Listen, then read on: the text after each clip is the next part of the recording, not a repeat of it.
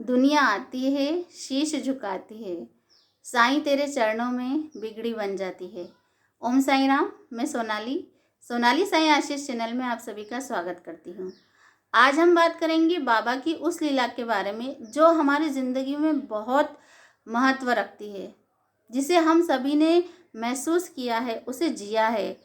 लेकिन कोई समझ पाता है, कोई नहीं समझ पाता है, कोई जल्दी समझ लेता है और कोई बहुत लेट समझता है।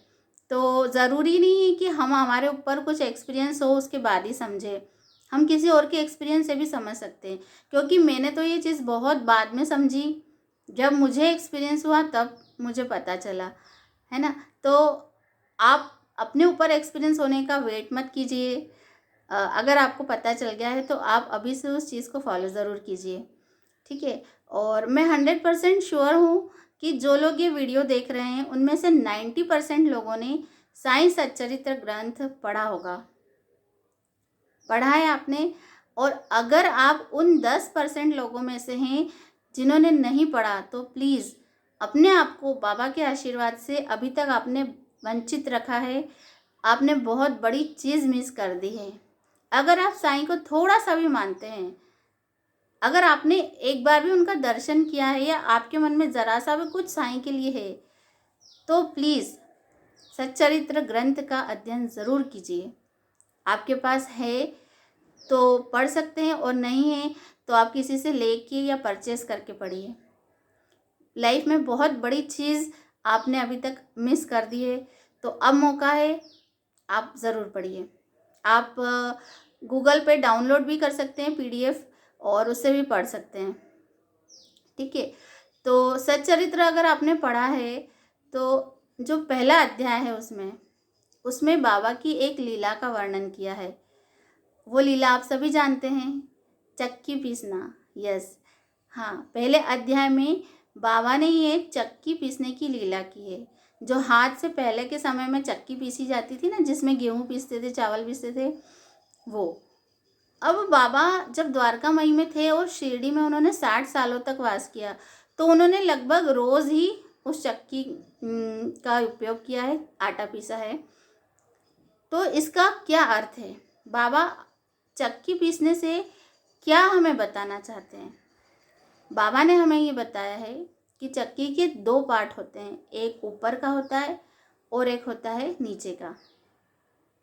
और बाबा के अनुसार, या हेमांड पंत जी जिन्होंने ये किताब लिखी है, उनके अनुसार जो नीचे वाला पार्ट होता है वो होता है हमारे कर्म का, और जो ऊपर वाला जो पार्ट होता है, हिस्सा होता है, वो होता है हमारे धर्म का, ठीक है। तो कर्म और धर्म, ये 2 हमारे लाइफ के 2 इम्पॉर्टेंट पहलू हैं जो हमें बहुत ही सोच समझ के करना चाहिए। और जो चक्की की मुठिया होती है जिसे हम पकड़ के वो चक्की पीसते हैं, उसे बाबा ने बोला है कि ये ज्ञान की मुठिया है। अगर ज्ञान आएगा तो ही हम कुछ कर्म कर सकेंगे, कुछ धर्म कर सकेंगे। तो बाबा जो थे वो अपने भक्तों का सारा दुख, दर्द, चिंताएं, परेशानियां इस चक्की में पीस लेते थे। रोज़ इस चक्की में पीस लेते थे। और बाबा ने कहा है कि कर्म और धर्म का अगर बैलेंस सही रहेगा तो आपकी लाइफ सही रहेगी। कभी कभी क्या होता है कि हम बहुत कर्म कर रहे हैं, करते जा रहे हैं, लेकिन हमें रिज़ल्ट नहीं मिलता, कोई रिज़ल्ट नहीं मिल रहा है। हम चले जा रहे हैं, करते जा रहे हैं कर्म, तो क्यों नहीं मिलता है हमें रिज़ल्ट?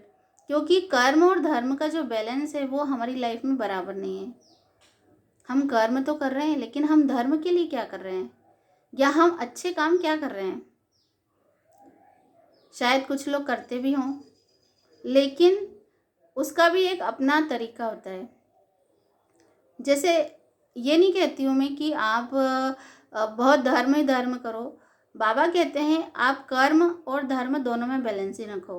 अगर आप सिर्फ कर्म करते जा रहे हो, कर्म करते जा रहे हो, धर्म पे आपका कोई भी वो नहीं है, लाइफ में नहीं है धर्म। आप सोच रहे हो मैं सुबह से जॉब पे चले जाता हूँ, शाम को आता हूँ, रात को आता हूँ, संडे को भी बहुत बिजी रहता हूँ। और लेडीज़ जो रहती हैं वो बोलेंगी कि हमारे पास संडे के लिए भी इतने काम रहते, कहाँ से हम अच्छे काम करें, कहाँ मंदिर जाएं, कहाँ किसी को कुछ दान दे, किसी के लिए कुछ ना करना, यही सबसे बड़ी विडंबना है आज के जीवन की। हम अपने लिए तो सब कुछ कर लेते हैं, लेकिन किसी और के लिए कुछ नहीं कर पाते हैं।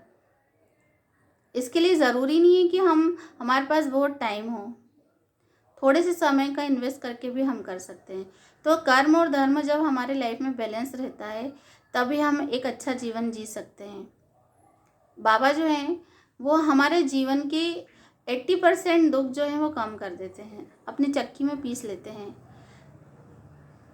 और ऐसा भी नहीं करना है हमें कि हम केवल धर्म ही धर्म कर रहे हैं, या हमारे लाइफ में केवल हम बस पूजा पाठ करे जा रहे हैं, मंदिर जाते हैं, ये करते हैं, जॉब नहीं कर रहे हैं और काम नहीं कर रहे हैं, और फिर बोलेंगे हमें कुछ हमारी लाइफ में अच्छा नहीं हो रहा है।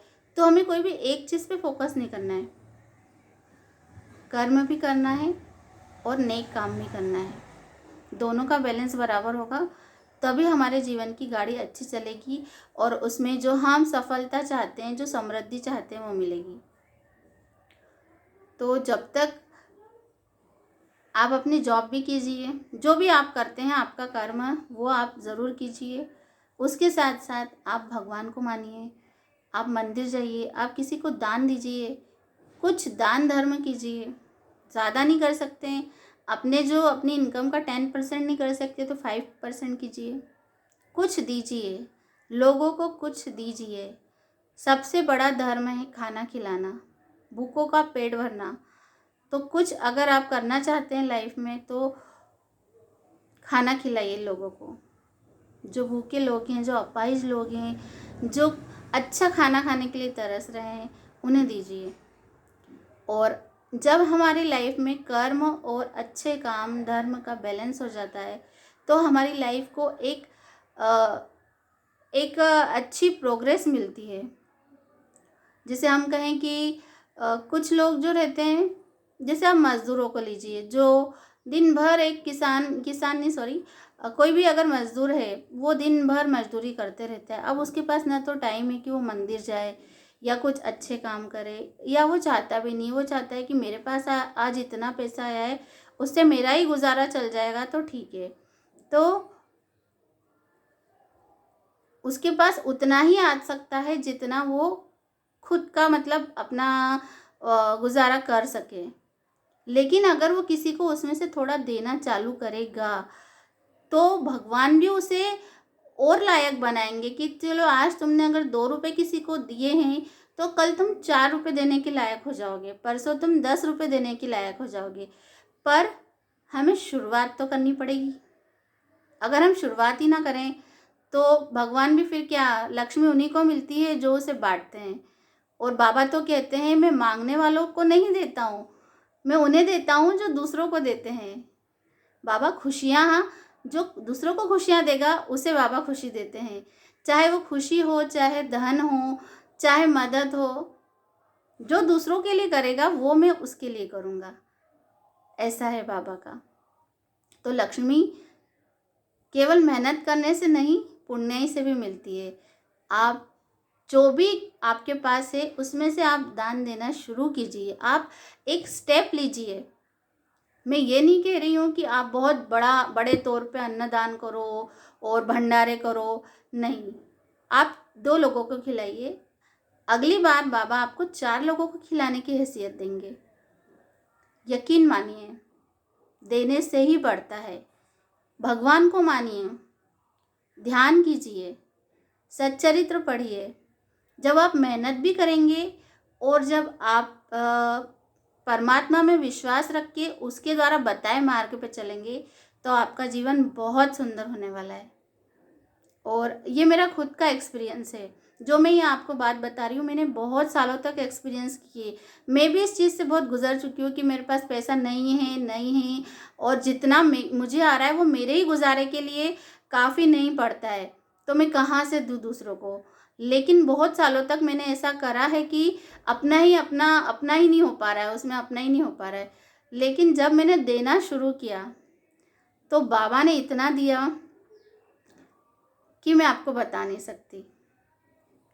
इसीलिए मुझे पूरा विश्वास है कि बाबा देने वालों को देते हैं, मांगने वालों को नहीं।